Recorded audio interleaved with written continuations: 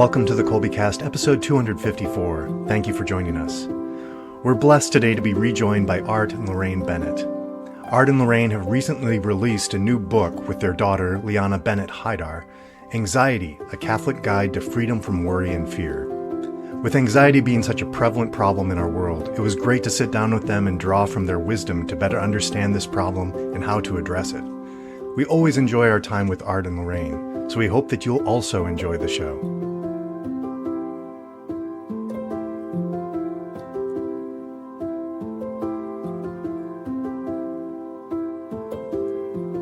Hi there, I'm Bonnie, Kolbe homeschooling mom of 4 lads and lasses, liturgical musician, popcorn, and podcast fanatic. And this is Stephen, homeschooling father of 5 and director of development for Kolbe Academy. We're getting to visit again with some folks who came to us on episode 176, Art and Laraine Bennett, who are probably familiar to many of our listeners for their work on the temperaments and their books they've published, their speaking, games, all sorts of good stuff they have offered to us over the years. Art and Laraine, welcome back to the Kolbecast. Thank you very much, Bonnie. Thank you so much for having us. We're delighted to be back. I'm so glad. Thank you so much. Your books on temperaments have had a pride of place here. I find myself thinking, oh, that's my phlegmatic self again, like leaning on in many instances, and usually when something has gone undone for a while, which is not exactly that's kind of antithetical to one of the things I like about how you teach about the temperaments. Like, no, we're not stuck in that. That's not the excuse. Mm-hmm. Nice try, Bonnie. But anyway, okay. So for folks who somehow are not yet familiar with you guys, give us a little bit about yourselves and catch us up since we got to visit with you on episode 176. Well, let's see. We've written some books. I guess we've written 7, but this is our seventh together, I think, or something like that. Yeah, Lorraine's a great writer, and we exchange ideas and stuff. But I'm a licensed marriage therapist. I have been for about 38 years. And I've also been in management from here to time, and I also co-founded a mental health clinic that integrated the Catholic faith overtly and intentionally, and did that for 8 years. Then I went to Catholic Charities, and also that's a great place for that integration. So we're really interested in the integration of faith and the challenges of daily living. I guess that might be a common theme for us. Yeah. Good way to put it. Yeah. Yep. And that's like the primary place where we work that out is just the in and outs, day in, day out. Yes. Exactly. Yeah. And Laraine, how have you been? You have published books on your own too, and that's right. Game, so forth. Catch us up or tell us a bit about you. So because I'm partly sanguine, I of course came up with a game. I had been wanting to do a game for the whole time that we were. And then finally I was like, it was finally when all our adult kids were adults. I mean, our kids were adults, and they were starting to have kids. And I'm like, okay, this is the time. I'm going to get you guys, we'll have to practice doing games. So we did the temperament game, which is Know Thyself. And so I did that. And then I wrote a book called The Little Way of Living with Less, Learning to Let Go with the Little Flower, which I didn't realize at the time was so alliterative, I mean, like, what a name. But anyway, that was all about, minimalism, downsizing, getting rid of your clutter, things like that. So, so those are on my own. Well, we're so glad that you're back to visit with us today. You have a new book out, Anxiety, a Catholic Guide to Freedom from Worry and Fear, that you co-authored with your daughter, Dr. Lianna Haidar. This is a conversation, anxiety and mental health, and taking good care of each other and taking good care of ourselves. So we find ourselves having repeatedly on the Kolbecast. It's amazing how much that is sort of a top of mind issue. So let's start with why this book at this time? What was the inspiration? Why now in this topic? Mm-hmm. Well, I'm a marriage therapist, so I see mostly couples. And Lianna's a psychologist, so she sees a lot of individuals, different people, sometimes with trauma, sometimes everyday problems. And we were seeing anxiety just about almost with every client in a way that I had not seen it 10, 15 years ago. We would always see anxiety is always around and always finds its way into counseling, but it was becoming omnipresent with every client. But then also seeing, just kind of looking around, the way people's expressions, just friends of ours, acquaintances, just people you meet, and just seeing how often they were showing signs of anxiety in the day to day. And talking about it. And talking about it. So yeah, and that was another thing that happened, was the comfort of telling the world you're anxious, and that being almost like a handshake or a, how you doing? How bad are things going for you, kind of thing. Now, some of this was COVID, gave us all permission to be a little discouraged, I guess. But so Lianna and I, and talking to Laraine, we all got together. You always say, this is not just a clinical thing. This is out and about. It's a real part of our culture. And so maybe we can share some ideas that work pretty well clinically, and see if they can be extrapolated to more kind of handy tools, so people don't just cave in. It's gone from being common to now commonplace. Like, okay, so I'm anxious, big deal, but it has a tremendous impact on our lives and happiness. So that's we decided to give it a shot and write about some ideas regarding that. That just reminds me, like, also the anxious generation, that is a bestseller right now, and that's about kids and cell phones and whatnot. But that's a really good book. Yeah, there's that issue too. That's right. Yeah. So it's kind of like, if you look for anxiety, it knocks on your door all the time, but also people are succumbing to it. So we thought we would share some ideas about it. Especially taking a Catholic approach. That's the key, we think, anyway. Yeah. Definitely. Yeah, I see that. I mean, as Bonnie was saying, she's got a bunch of earlier, she's got a bunch of teenagers in her house. My kids are 10 to 21 right now. So this comes up regularly, just dealing with anxiety, with all of the different problems here that we've got. So it's been on my mind. And it was actually interesting as I was reading through your book, which was great. There would be references to, whether it was the anxious generation, or the Daniel Siegel books, the Dr. Sue Johnson books. It's like, I've been reading all of these just to kind of see what's going on with the kids. And so I was loving how you were bringing everything I've been thinking about together in one. Oh, okay. That's great. Yeah. But I like the way you put those, Stephen. So you're talking to your kids, I guess, 10 to 21. I think, okay, kids always have a lot of challenges. I mean, by definition, if I'm a child, I have a whole list of challenges I have to overcome and incorporate to become an adult. But the little twist now is, it's not so much I have challenges, it's like, I'm overwhelmed by all this. I mean, this stuff is just like, gosh, can I possibly? That shift from, I got work to do, to, oh my gosh, I'm not busy, I'm overwhelmed. I don't got a lot to do. I'm drowning. And then hearing parents talk that way, and everyone talks that way, puts everybody in kind of a threat mode. And that's a tough spot to be when you want to get growing and going. Yeah. So. Oh, that's well put. Grow. Yeah, we want to be sure. And it seems like with how commonplace it is now, we want to find the happy medium between acknowledging it and recognizing it and addressing it and making an excuse of it. Like, well, that's just exactly. That's just how it is, right? Then we're just going to have to accommodate it, whatever. And I appreciate writing this book at this time. And I love how you addressed how the different temperaments encounter anxiety and how they think about it, for one thing, and how it manifests anyway. That I suspect that folks who respect your work on the temperaments, they might be more or less willing to address it based on experiences and temperament, whatever.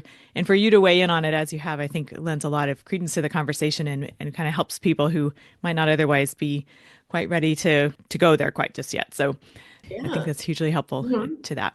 Thank you. So you're collaborating on a book like this, the three of you writing it. What's that kind of look like? Well, that is, I told them after this, I was like, that's it. Okay. For three people. That was a little bit much, even for me. It's like herding cats is like how I would describe it. No. But yeah, one of the questions you had mentioned in your notes ahead of time was, were there any memorable moments, way? And I have a very memorable one. And so this will just encapsulate it for you. Okay. So we all, because our daughter, the psychologist, who she has to be in on this because she's the brain,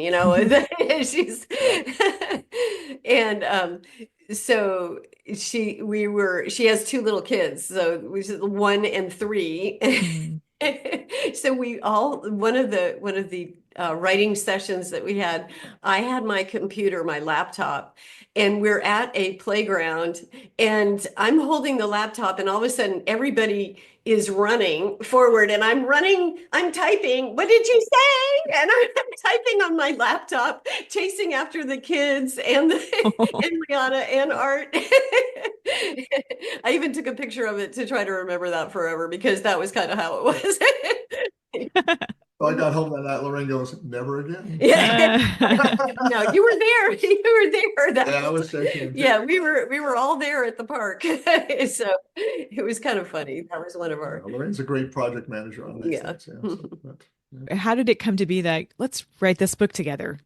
Well, we wanted to be very practical, Mm-hmm. but we also want to make sure we're covering a variety of areas, particularly in the Catholic area, a little bit of philosophy as well, and some theology. And so I think Lianna and I are clinicians, and Laraine has a philosophy background and more comfortable with the big shot theologians like Van Balthazar and stuff like that. So I think it was kind of a sense of, if we pulled it together, we would kind of go after the different aspects of it, because we don't see it just as a psychological problem solely, but it's some aspects in the culture. And then our faith has faith and also different ways of managing. The saints have a lot to say about it. So I guess each of us have Lianna is an expert in trauma. You run into it all the time, but I'm not. So it just made sense if we were going to work together to get it, have enough breadth and depth to make it worthwhile. Right, exactly. Yeah. Well, the result is that it's very accessible, which is probably overused and a bit trite at this point, but it really helps everyone enter in, because there's some connecting point for everyone, depending on where they are, if they're just kind of. Yeah, well, part of the thing too that I like to say is that, yes, we are experiencing a lot of anxiety and it's all around us, as Art had said earlier, but we also have scripture telling us, like Christ says, don't be anxious, be like the birds, or, haven't I counted, or God has counted the hairs on your head, or whatever. And the saints are telling us, like there's that great quote from St. Francis de Sales, which was, there's nothing worse than anxiety except sin.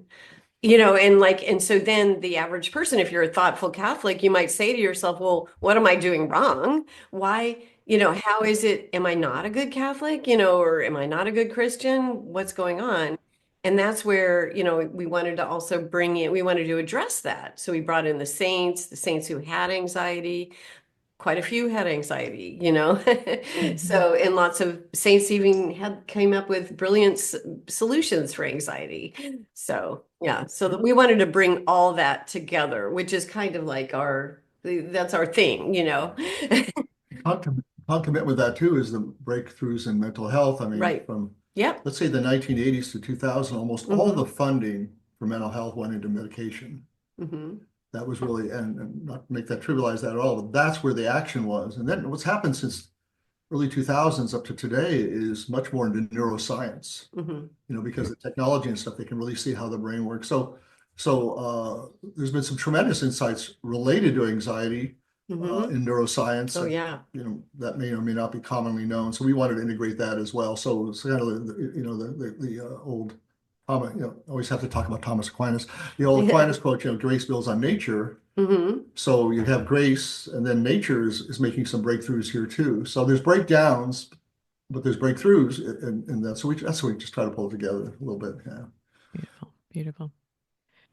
One of the comments on the back of your book is by Dr. Andrew Abella, who was a guest of the Kolbecast on episode 226, talking about his book, Super Habits. And he referred to anxiety as the besetting problem of our age. Could you give us some hallmarks of anxiety? Yeah. Well, typically it's just described as a feeling of worry, nervousness, or unease, and typically about a future threat. And, they often distinguish between fear being about the present moment and anxiety being about the future. And maybe trauma being about the past. I mean, that could be kind of how you distinguish. But generally everything tends to happen, kind of flood all in at once. So, Yeah. but yeah, and then if somebody is diagnosed as having clinical anxiety, then it's going to be a lot more stringent of a diagnosis in the sense that, it's probably lasted for a long time, or it's, extremely pervasive and that sort of thing. But even so our daughter Lianna points out, like she gives the example early on in the book about a woman who had just had a baby and who was a former client of hers, and she had been in for whatever, and then she had a baby, and all of a sudden the anxiety came back, and all sorts of like really alarming feelings. And it wasn't like to the point of she wouldn't be clinically diagnosed as having it, because she'd only had it. The baby is like 3 weeks old, so it's not like it's lasted for 6 months, so you better go in. So it wasn't typical. But as Lianna pointed out, these thoughts that she was having were too extreme. They were very extreme. Like, I'm worried about being with my baby, alone. I need my husband there at all times because I'm afraid something bad is going to happen.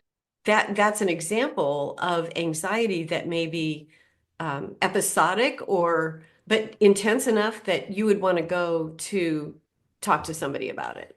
Yeah, that would be an example about that. Yeah. Okay. So yeah, you have some more examples. Yeah, in terms of the day-to-day, with the breakthrough in the neuroscience, the solution, at least from clinicians and most common sense people, is if something causing you anxiety, why don't you stay away from it? Yeah. Having too much stress, why don't you avoid it? But what they found out over time now is that actually makes it worse. If you avoid a problem, it just gets worse. So if you say, I have a fear of heights, but that's just the way it goes. But then all of a sudden you realize you can't go to weddings because you don't fly. You don't go to baptisms. You don't visit people.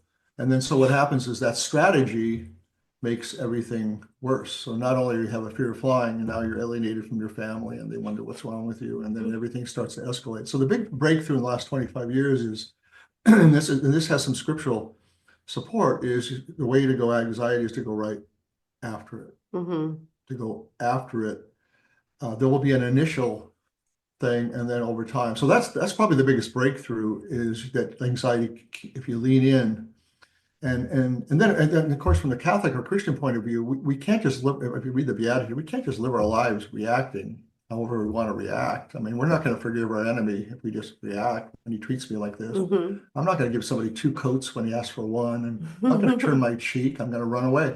So the Christian calling is very demanding, and so a lot of the research now is to how to get to the point where I can not only not instead of running away from whatever's bothering me, fear of heights, saying no to people, confronting a problem, dealing with this issue, how to get the skills to lean into it, and then it kind of goes down. A primitive example is the child 3 or 4 years old thinks there's a boogeyman in the closet.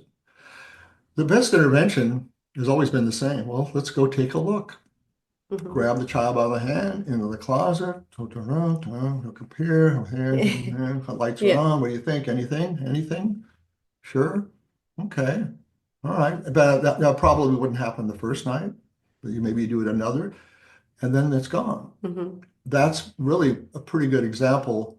And in that, it also here's a parent doing it. You're being accompanied. It's all safe. It's all good. So it has a lot of qualities in it. 1 is lean into someone to support, and 3, wow, facing it. Going into the closet's going to be kind of hard. I'll go in with you, or you want me to hold you, or how do you want to do this? And then when you see that it's not that bad, so that's one of the things about anxiety, is it's uncomfortable. But for example, I read, I think it's a book, no one has ever had a heart attack from a panic attack. So people get panic attack, very common. It used to be nobody got panic attacks. Now, like half the people and we look in the mirror.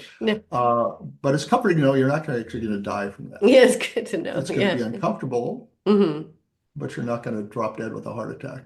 Right. Okay. And the neuroscience, the piece that they discovered is that the amygdala, which is the threat detector, the alarm that goes off in your brain, the amygdala actually grows when you avoid the thing, because then it learns that that thing is indeed dangerous.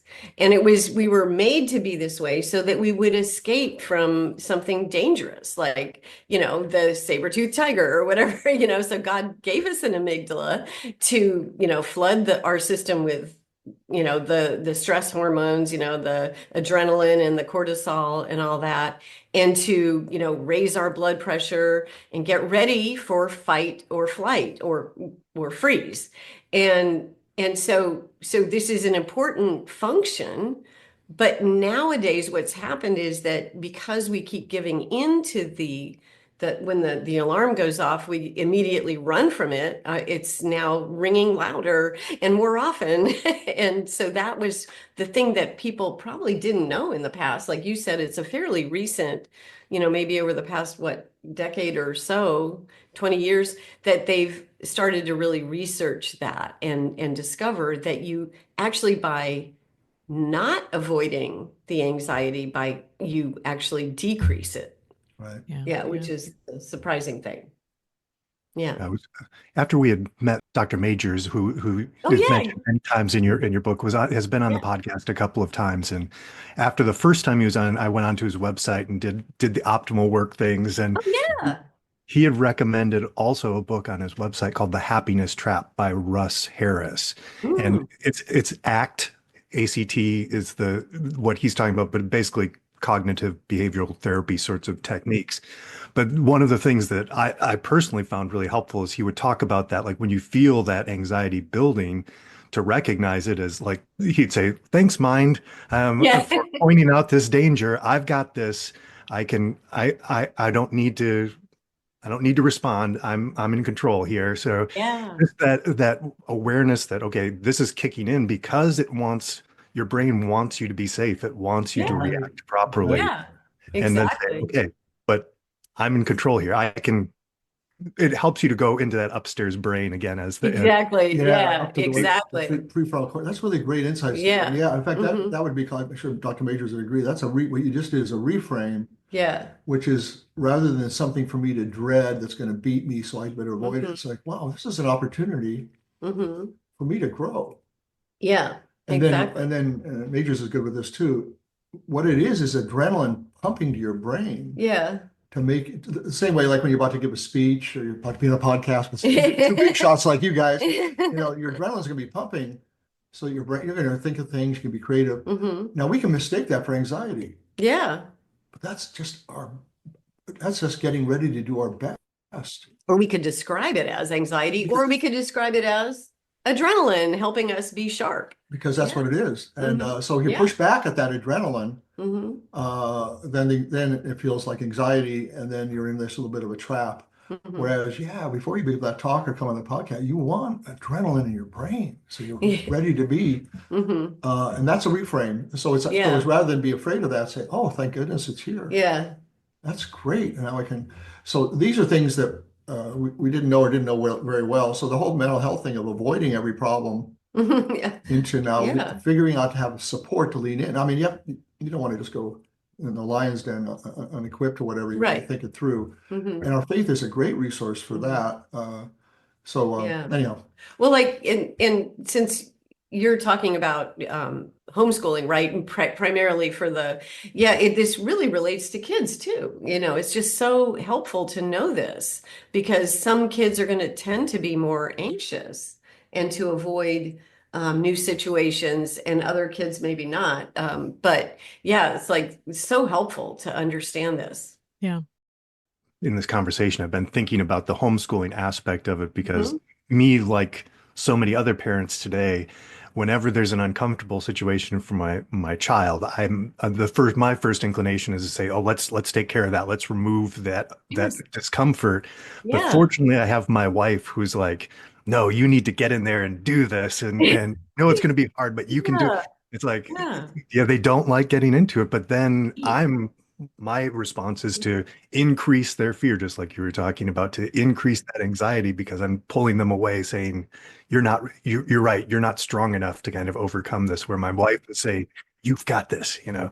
That's the subtle message you don't realize you're giving to your kids when you say, "Oh, you don't have to do that." Oh, right. That would be terrifying to go try out for that for the High School Musical or whatever it is. You know, that you're right. That would be way too terrifying. Well, you're reinforcing their view that they probably would fail, or that's what their fear is. Who knows what their fear is, or they'll be embarrassed or whatever. You're saying, "Yeah, you're right." Why would the kid be right? You know what I mean? Like, it's like you don't want to, yeah, it's interesting. You want to, and yet you don't want to throw them in. It's not like you throw them in the deep end of the swimming pool and hope their mechanism for swimming will kick in. You know, you're not going to do that, but you're going to get in the pool with them. You know, you're going to be there, you're accompanying them. That's what's so great about homeschooling, actually, is that you as the parent are there. And you're able to accompany them all along the way. And ideally, you're not doing it to shelter them from the outside world. You're homeschooling so that they can go into the outside world eventually and evangelize and be strong leaders for Christ. But, you know, in the meantime, what you're doing is you're helping them, you're assisting them, you're accompanying them, and you're helping them face the scary things of the world. Yeah. Well, it seems like anxiety kind of shows up in various forms. I can think of a few that over the years I have come to recognize, like, oh, that first looked like kind of balking or defiance or something along those lines. And it's actually coming from a place of anxiety. Could be about schoolwork, could be about trying something new, could be about any number of things.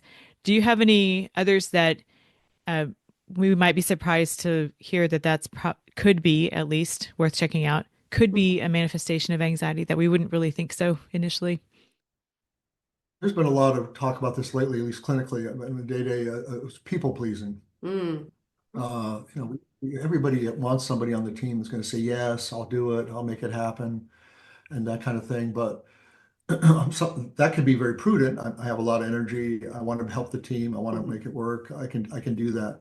But if it gets to the point where I really don't think I can say no, I don't think I'm able to say no. And then probably the fear would be I might get rejected. Yeah.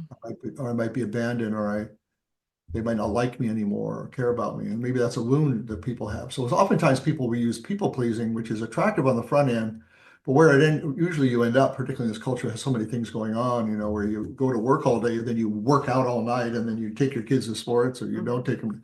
You just totally burn out. So then you go from busy to overwhelmed. And that's one of the classic signs of anxiety, is if you describe your day as, I'm drowning and I'm overwhelmed. And part of us needs to go, wow, no one used to talk that way 20 years ago. I want to be busy. I don't want to be, the difference between treading water and drowning is a big difference. So I think people pleasing is one very common one. And I think there can be misunderstandings in the church. You know, so some of it's very hard to say, you know, I'd love to do that, but I just can't quite fit it in right now. So I'm gonna have to say no to that. But if it comes up later, let me know. Some people, their amygdala would fire at that. They would be so nervous and so anxious because your amygdala is going to say, well, you don't say no. And so you can help people get through that initial rush. And then there's a calm and a peace afterwards. So that's a very common one. And to be reflected. But Laraine actually hits on the key point, I think. So we mentioned reframing, seeing things as opportunities to grow. But I think another one's critical, and Lianna was really good on this in the book, is pausing. So temperaments is the science of reaction. Something happens, we react. That ain't going to get us to heaven. That ain't going to get us being loving and caring. So we have to develop the art of, okay, someone just made a request. I'm a people pleaser. Listen, let me think about that, or let me talk to my wife or husband about that. I'll get back to you. That pause.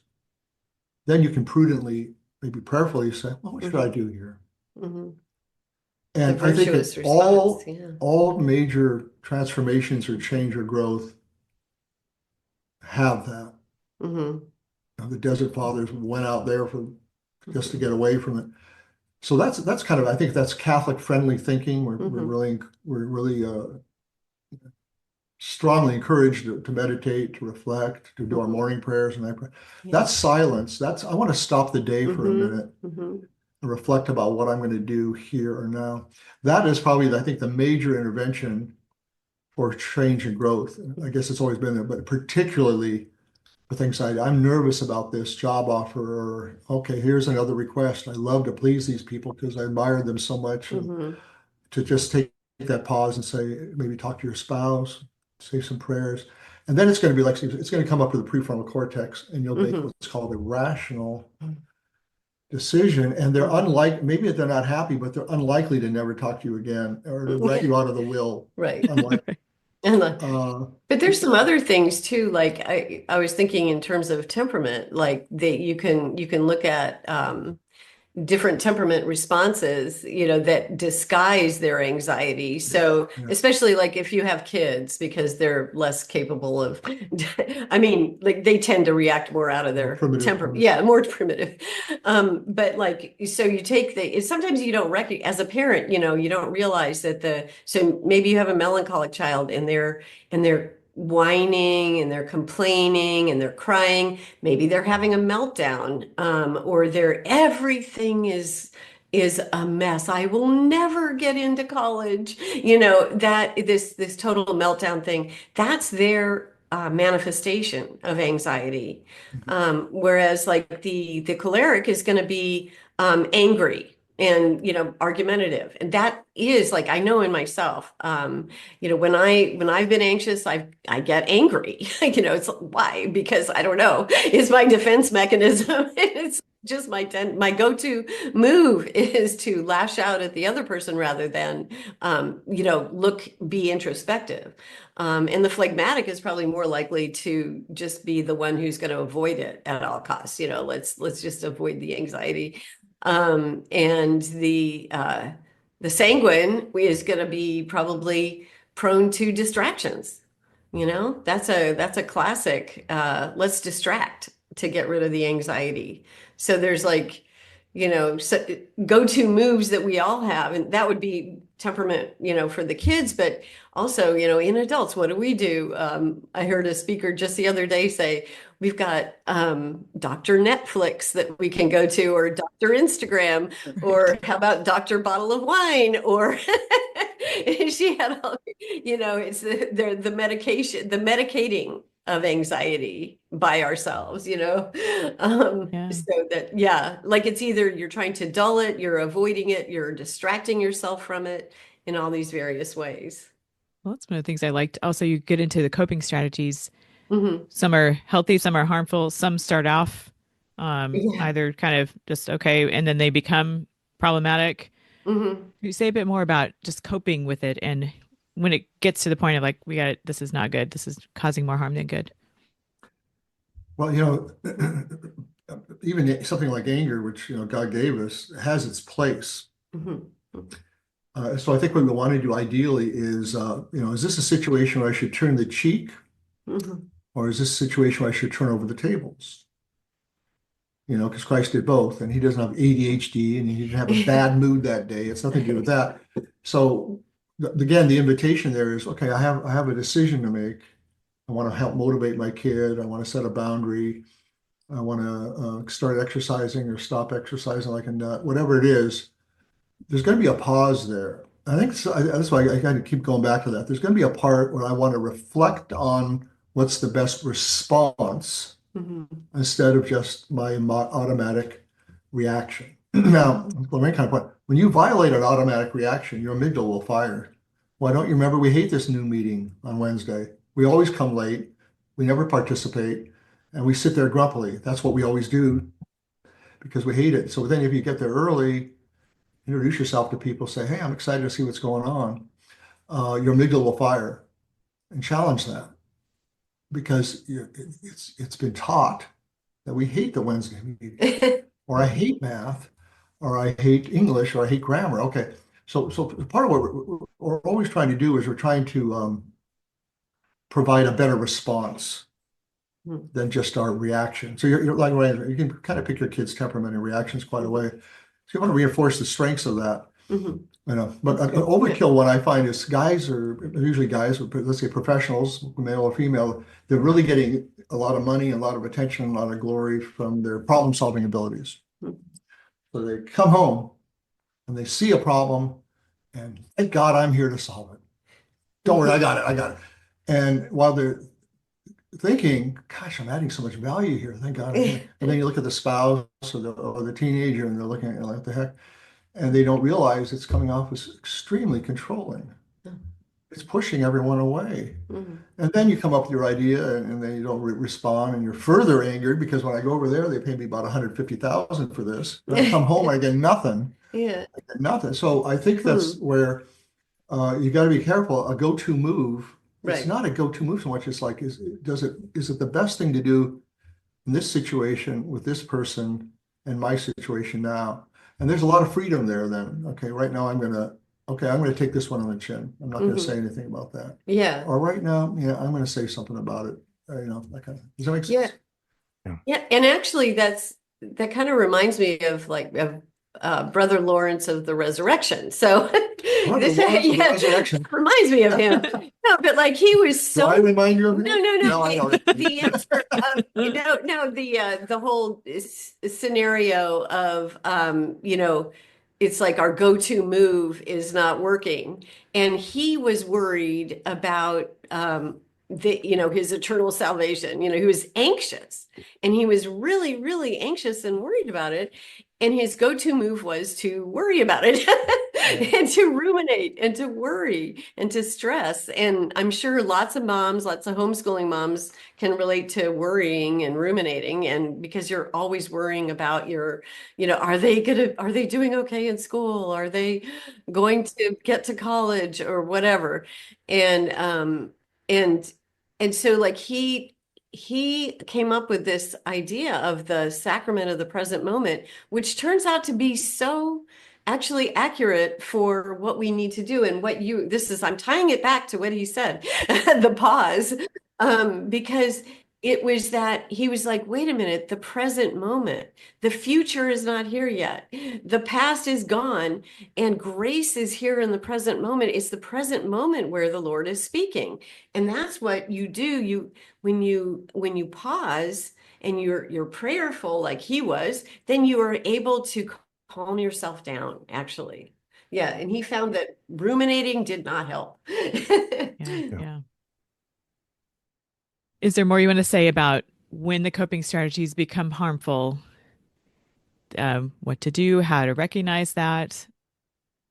Well, it's always a good idea when you try something or do something, just to ask the other person, was this helpful? That's a good idea. Because otherwise you might just be imposing your go-to move, temperament, or you're just impatient and just say, okay, what I was trying to do here is help you get motivated to address this problem you have in math class. Was what I said helpful at all?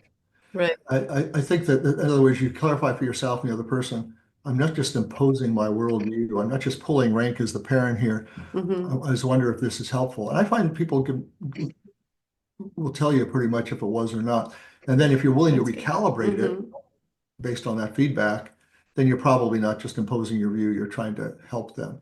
I mean, a good way to find out if you're helpful is just say, was this helpful? Right. Yeah. Not like, this is the way it should be. Got it? But also like when you can tell, I think as parents, like if we're really honest and realistic, like you can tell when your kids are doing something maybe out of a weakness rather than a strength. So like, for example, one of your kids might be, I mean, we face this, like their homeschooling was easy for them and they enjoyed it and they didn't want to go to school, and like eventually they do have to, because I mean, unless you're going to homeschool college, are you, but in our case, we did high school, but, is this out of fear or is it really truly helpful for their growth? And, and I think the parent does have to kind of, check on the behaviors of their own kids. Like if their child is, just doesn't want to go out for the sports team because they really like video games and they're maybe using the video games as their anxiety coping mechanism or something. I can't think of any other examples, but there are many, something could be innocent is what I'm trying to say. Mm-hmm. It's not a harmful activity. Reading, like we used the example in the book of the lady who wrote Dopamine Nation, and she started out she's just a reader. She loves reading. I love reading too, and she got to the point where she had to recognize in herself, she goes, wait, it's now interfering with my life. At that point, and for our kids, like that would be for ourselves, is this interfering with my life and my relationships with my kids, my family, and with God? So for our kids, same thing. Or are they acting out of fear and anxiety? Or is this, that's how you as a parent, I guess, judge. Okay. Right. I think just catching your kids being brave or being Yeah. bold, they may not connect that they are. Mm-hmm. I remember I was talking to my son, he was a senior in high school, and I said, okay, so you're going to go to college next year. What's your biggest fear or concern about college? He goes, well, a lot of the kids from our school that went to, in this case, Virginia Tech, they slept in on their 8:30 classes and they flunked out. And he goes, I'm afraid I might do the same thing. And I go, oh. So first of all, that's good to know. That's his fear. And here we are a year out or 6 months out, we can talk about it. So I reminded him that he was a swimmer and he used to get up at 5:15 every morning, and we would not wake him up. Yeah. Good deal. You want to be a top class swimmer, you got to get up at 5:15. I'll get up at 5:45 and drive you there. And he goes, oh yeah, that's right. I did that. And Yeah. so he never had a problem with that because he didn't know he had that skill. See, he didn't associate with a skill or a talent that would be tested in the real world. So, or Yeah, that's you have a good. kid who kind of fools around too much, is inattentive, and Mhm. they go 10 minutes straight and go, wow, you were really focused today. Mm-hmm. That is awesome. Man, you are, gosh, that's so what you're doing is you're kind of going back in the closet for the boogeyman. So saying, there's something really Yeah. good here. Mhm. Wow, I mean, that's awesome. I mean, you're only 9 years old, you can do this, or you're 18 years old, and you can pay attention for 10 minutes or whatever it is. But I think you want to catch your kids succeeding, and they also see you as a reinforcer of success. But also, I think kids, not just male, they want to be seen as somewhat brave. Where right now the cues they're getting is it's very cool to be radically nervous and anxious. And so I think as parents, you have to kind of frame that. Wow, it's been really great talking to you as we were running errands today. I really enjoy that. You do this more often. You're a really interesting person to talk to, that kind of thing. So that's a big job, I think, of a parent, is to catch the successes, but frame them as that. And then, you walk in the house and you say to your spouse, wow, we just had some good conversation running errands today. And so your kid starts to say, well, maybe I can do that, or maybe I'm doing it okay, or maybe dad's just kind of flattering me, but even that's probably not the worst thing. Yeah. Well, and hopefully that will come to mind for them in a moment when they Epiphany. need it. Yes. Yeah. Well, we've talked about Kevin Majors. He's already come up in this conversation. He, in episode 219 of the Kolbecast, he's been with us twice, episode 188 and 219. In episode 219, he's talking about anxiety as well. He says something to the effect of, half of people suffer from anxiety and the other half live with someone who does. So I'm interested in your thoughts or suggestions and encouragement, really, for those who live with or are in close relationship somehow with someone who struggles with chronic anxiety, someone perhaps who might not be able to recognize it or work on it or anything like that. Or even if they are, and it's a work in progress, of course. For those who are in close proximity to folks who struggle with anxiety, what might you say to them? It's a real common thing. It's very common. And even relationships and stuff. Sometimes one spouse is more anxious than the other because of maybe something that happened or is going on, or I'm so at the risk of being repetitive. The temptation will be to blame the other person and try to straighten them out or point out to them what they can do and stuff. And that's probably common sense. But if that fails, then and continues to fail, then I would not only assume it doesn't work, but it might even be making things worse. Mhm.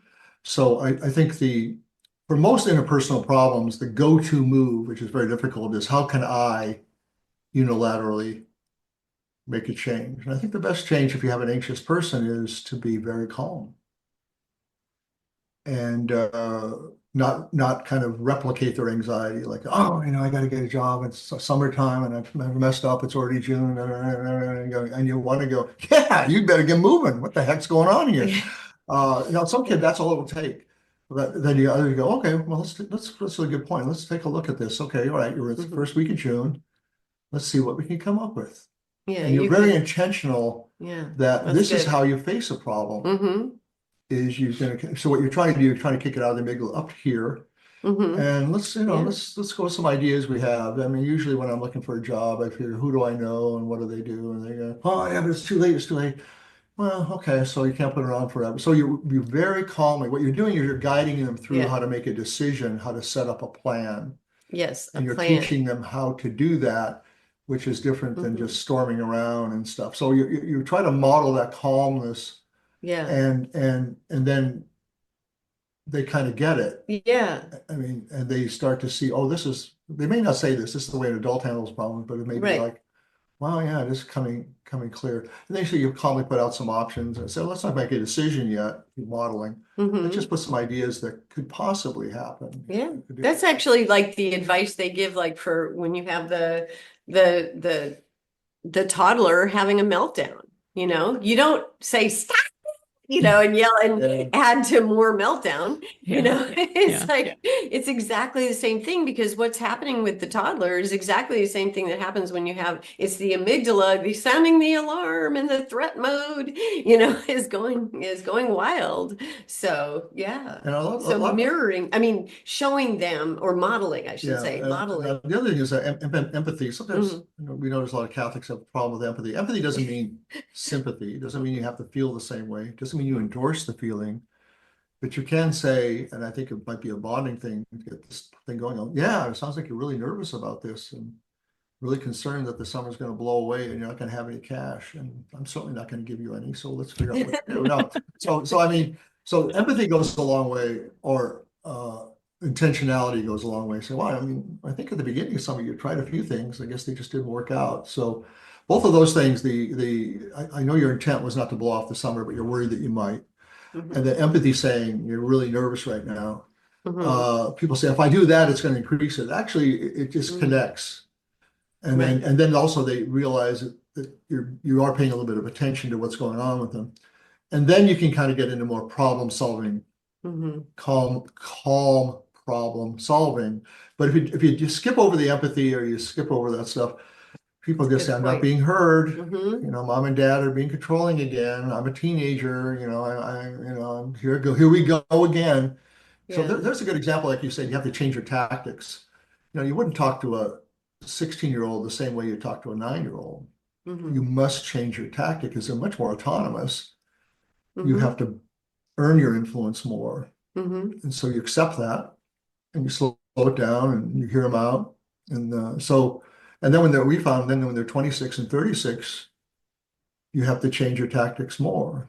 So it's almost like as control gets less and less as your kids get older, influence ideally grows more and more. But influence is very subtle, has to be earned over time. So I think that's another inspiration to not only have one go-to move that you use all the time for everybody, and if they don't like it too bad, well, that's one way to parent. That's one way to have. So I think that's the more out of love for the other person, I will adapt as needed because I love them so much. That's how people pleasing is. I just don't want you to dislike me. I'll say yes to anything. To teach the people pleaser, say rather than just have people like you, why don't you start like you? Why don't you have people start loving you and you start loving them? Loving is better than being liked. So, but that's more subtle. Yeah. Also, you can get the book at sophiainstitute.com and order a copy and leave it laying around for the anxious person to stumble upon. Marking different pages. Yeah. This is you. No. It seems to me that I love in your book because it's got the Catholic perspective as well. So I've read a lot of the secular sort of things about this, but because it seems to me, at least in my experience with anxiety and people around me, that there's this fundamental problem that comes when you start replacing Christ at the center of your life and at where your value lies, which something I regularly struggle with is keeping that the love of Christ and his love for me as what is where my value comes from as a person. Not so often I talk to other men my age and it's what did I do? What did I accomplish? That's my value. Well, that becomes Mm. an instance of anxiety very quickly if you think if I fail, I've lost all of my value, or if that person Yeah. doesn't like me, like you were saying, I've Mhm. lost my value. Right. And so to put those things at the center just seems to me to be and inevitably you're going to step into this That's anxiety. exactly. I think Or it's like mistaking the role you have. I'm a mom. In mistaking that with your identity as a daughter of God, we often do that. We mistake our role with our identity, and therein anxiety lies, just as you said. Yeah. Yeah. I think that's a great insight, Stephen. I think that's really and it's not just men, it's women too. It's Yeah. the profession. That all German Yeah. Korean philosopher Byung-Chul Han, Mhm. he says people now are growing up having to be entrepreneurs of themselves. Mhm. They must create themselves. They'll Yeah. choose their gender. They'll choose what they want to do. They choose what's values matter, which don't. Hey, that's a big job. Yeah, it's a big job, and That's a it's job that an anxiety-provoking job. no other generation thought that was the job. Yeah. Now that's the job. Yeah. How do you sleep at night? How's that going? You're right. That is Yeah. the message we give people. Yeah. Invent yourself every day. And you're right. And the Catholic point of view, we're actually more listeners and Listeners we're to God. trying to get guidance from God. Yeah. That does have some psychological comfort. And of course, they would criticize us saying we're just in fantasy land. But the truth is the other alternative is totally anxiety provoking. Yeah. It's intentional anxiety, and Mhm. Madison Avenue knows when I'm anxious, I spend more. And so the reinforcements of anxiety are very powerful, but the price paid, I think you really captured it there, that this young people who have to reinvent themselves every day. I mean, it's like Nietzsche gone mad. It's like Nietzsche being liberal. It's just like, Yeah. so I think that's really that's in the air. That's certainly in the academic air when they go to college. They'll breathe that air every day. And so ideally they are aware of it, but don't subscribe to it. Yeah. Wow. I hadn't really thought about that well, I mean, I do, but that puts it very clearly. Like there are so many options for, like all my children could go anywhere in the world once where they want to go to college, where they want to work, what they want to do, even just without the extra, gender and those sorts of things. The options are limitless, yet the support that they have also is dwindled, So like our family structures are not there. For many of us, everybody does fly all over the country, and you lose the support of your immediate family. You lose the stability of Mhm. generations of people in your neighborhood, in your community, and yeah, it's So true. yeah, lots Yeah, of very, options. very insightful. I think that's absolutely right. Yeah. There's a book that Jonathan Haidt contributed to before The Anxious Generation, The Coddling of the American Yeah. Mind. It speaks to some of the things that's a bit relevant to some Oh, of these that's a things we've really talked good about. book. Yeah. Yeah. Yeah. Some of the things we touched upon today. Yeah. All right. Well, your book, Anxiety, is full of strategies for in the moment and along with reasons for hope in the long term. As we're coming to the end of our time together this time, which I hope will not be the last time we're together, do you have any final thoughts or takeaways for us or anything we haven't gotten to yet that you wanted to share with us? We do have a lot of strategies. We have ideas. We try and pay attention to a lot of stuff in the mental health world and also the cultural world and stuff. But I think, like you guys said, the bottom line, though, is if you have a strong relationship with Christ and you confer with him many times throughout the day, or at least often, and you just ask him, what do you want me to do? How do you want me to handle this? While there's psychological benefits from that stillness, and that quietness, or that mindfulness, so to speak, the big thing we have as Catholics, we can also get some content out of that. He can give us guidance. And so we have a real ace in the hole, so to speak, Mhm. for peace. He will challenge us. He likes to do that. He likes to push us. but he accompanies us in a very radical way. So I think no matter what, all the interesting things, that's still the bottom line, and the same old message is a Christ-centered life. Yeah. Mhm. Yeah, that's great. I agree.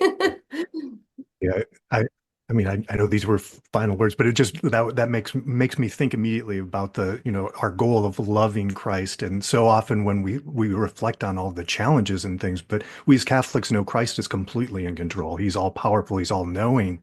And so often for me, when I approach Christ and it's like, Christ, I love you. I want to give all of my love to you, but I don't want to do it in the way you're asking me to do it right now. I would really like to do it this Yeah, way. this way.